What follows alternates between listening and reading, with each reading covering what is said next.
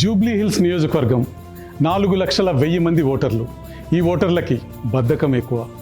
గత అసెంబ్లీ ఎన్నికల్లో 47.58% ఓటింగ్లో పాల్గొన్నారు. అంటే 2 లక్షలకు పైగా ఓటర్లు పోలింగ్ బూత్కి రావటం లేదు. మతాల వారీగా ఓటర్ల సంఖ్య చూస్తే ముస్లింలు 1,32,000 మంది, క్రైస్తవులు 32,000 మంది ఉన్నారు. కులాల వారి గణాంకాలను ఒక్కసారి చూస్తే యాదవులు 29,000, ముదిరాజులు 18,000, గౌడ్స్ 27,000, కమ్మ కులస్తులు 32,000, రెడ్డి కులస్తులు 22,000, కాపు కులస్తులు 28,000, ఎస్సీ మాదిగ 14,000, ఎస్సీ మాల 17,000 ఉన్నారు. జూబ్లీ హిల్స్ అనగానే అది శ్రీమంతుల అడ్డా అనుకుంటాం. ఎందుకంటే తెలుగు రాష్ట్రాల్లో సూపర్ స్టార్ల నుంచి సీఎంల దాకా అందరి మకాం అక్కడే కనుక. ఖరీదైన బంగళాలు, పొడవాటి కార్లు, వాటిలో ఖద్దరు చొక్కాలు అన్నీ స్పెషల్ అట్రాక్షనే. కాకపోతే ఇక్కడ మనం మర్చిపోతున్న ఫ్యాక్ట్ ఇంకొకటి ఉంది. నిజానికి 10% జనాభానే ఇక్కడ శ్రీమంతులు. మిగతా 90% జనాలు బస్తీల్లో బతికే బీదా బిక్కీలే. విశాలమైన బంగళాల్లో ఉండే పెద్దోళ్ల కంటే ఇరుకు సందుల్లో బతుకు పండి లాగే పేదోళ్లే ఎక్కువన్నది ప్రపంచానికి తెలియని వాస్తవం.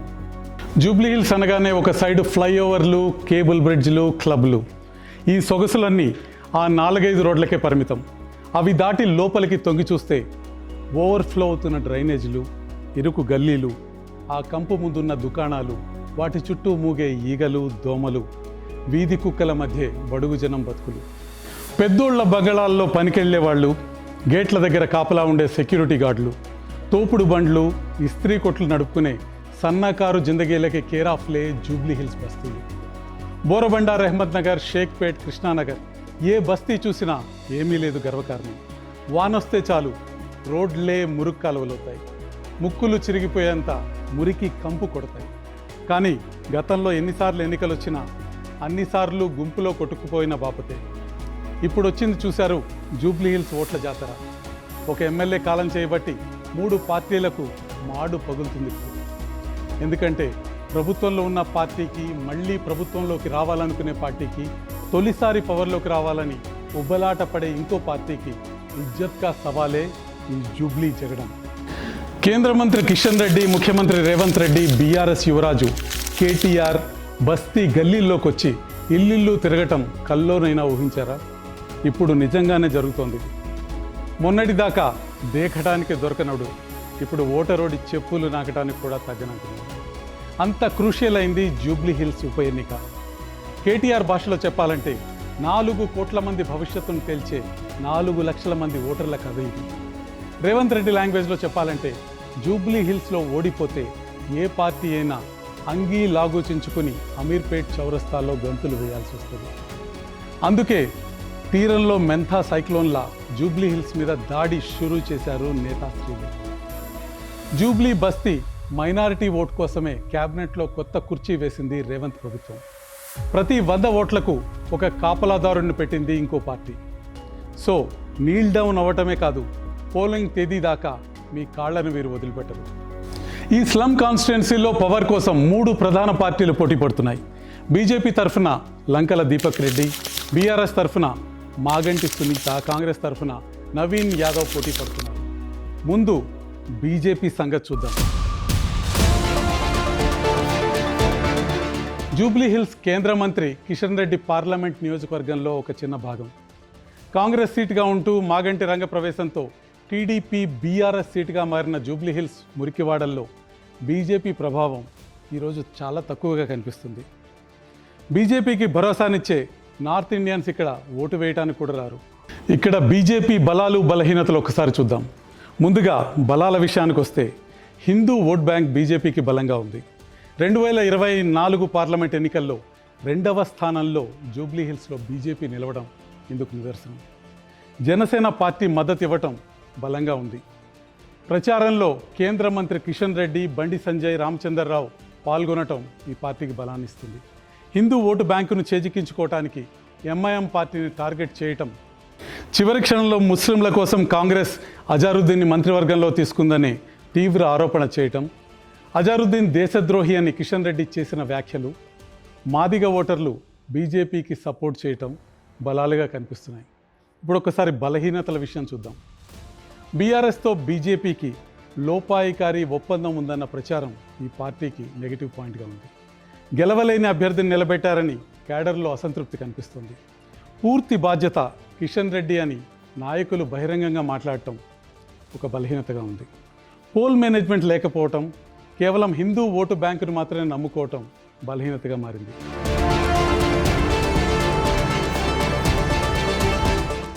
ధర్మపురి అరవింద్ లాంటి ఫైర్ బ్రాండ్ లీడర్లు ప్రచారానికి దూరంగా ఉండటం, ఈ పరిస్థితిని చూస్తే బీజేపీ ఈ నియోజకవర్గంలో చాలా బలహీనంగా ఉన్నట్టు కనిపిస్తుంది.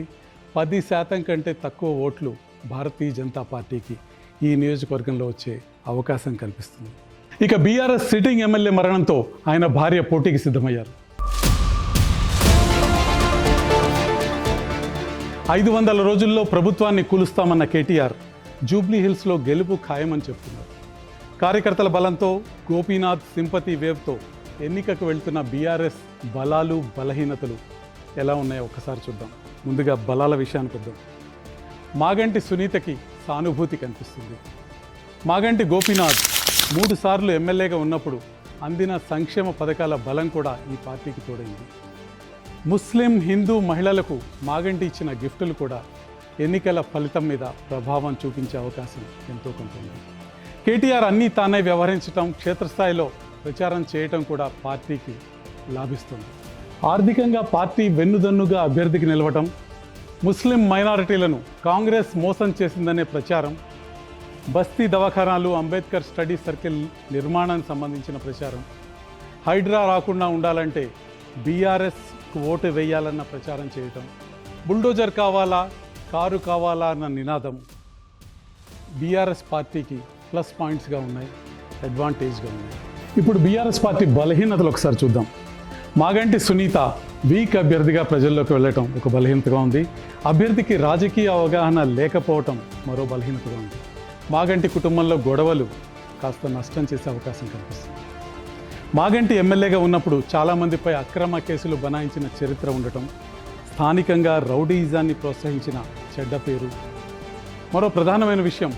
మన కేసీఆర్ ప్రచారానికి రాకపోవటం, ఇక మన ఎంఐఎం పార్టీ మద్దతు కూడా బీఆర్ఎస్కి లేకపోవటం ప్రధానమైన బలహీనతగా ఉంది.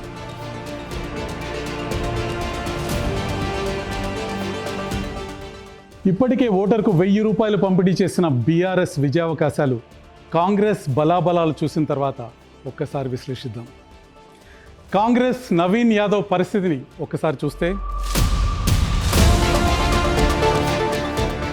సాధారణంగా బై ఎలక్షన్స్లో రూలింగ్ పార్టీదే అప్పర్ హ్యాండ్గా ఉంటుంది.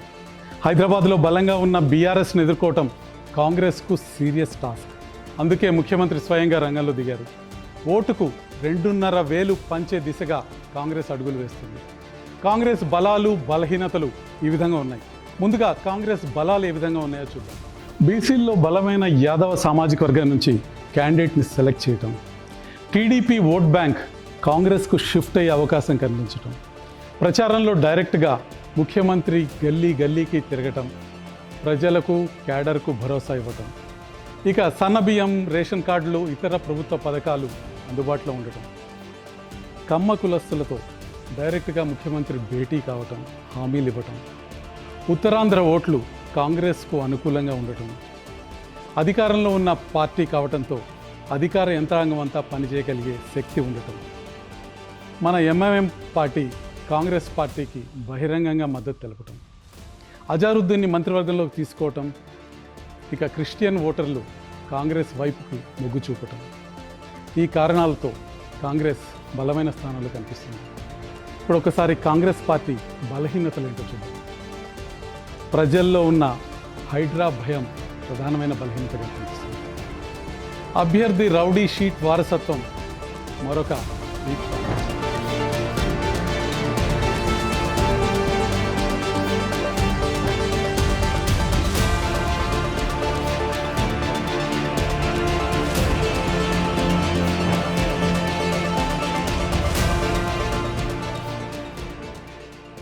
6 గ్యారంటీల్లో ఇంకా హామీలు అమలు కాకపోవడం, మహిళలకు 2,500, వృద్ధులకు 4,000 రూపాయల పెన్షన్, తులం బంగారం రాకపోవడం, కాంగ్రెస్ అధికారంలోకి వచ్చి 2 సంవత్సరాలైనా నాలాల పునరుద్ధరణ జరగకపోవడం, పేరుకే జూబ్లీహిల్స్ కానీ వర్షం వస్తే బస్తీలన్నీ వరదలతో నిండిపోతున్నాయి. మరో పక్క ఒక ప్రధానమైన సమస్య ఆటో డ్రైవర్లో రగులుతున్న అసంతృప్తి. ఇక గిగ్ వర్కర్స్, స్విగ్గీ, జొమాటో వారికి ఇచ్చిన హామీలు నెరవేర్చకపోవడం ఒక ప్రధానమైన సమస్యగా ఉంది.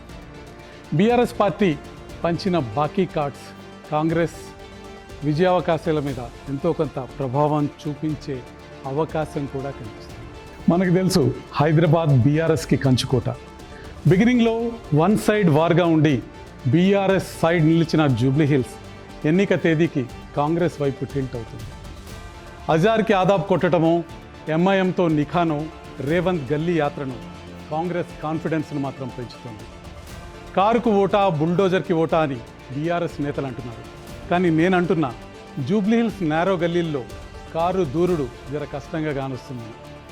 ఓటర్లు అయితే డిసైడ్ అయినట్టు కనిపిస్తున్నారు. మా సర్వే ప్రకారం 6 నుంచి 8 వేల ఓట్లతో కాంగ్రెస్ గెలిచే అవకాశాలు విస్పష్టంగా కనిపిస్తున్నాయి. 8,000 అన్నది చాలా చిన్న మెజారిటీ. ఈ మెజారిటీ పైన పోలింగ్ డేట్ జరిగే పరిణామాలు ఎటువంటి ప్రభావాన్ని చూపిస్తాయి? Let's wait and watch.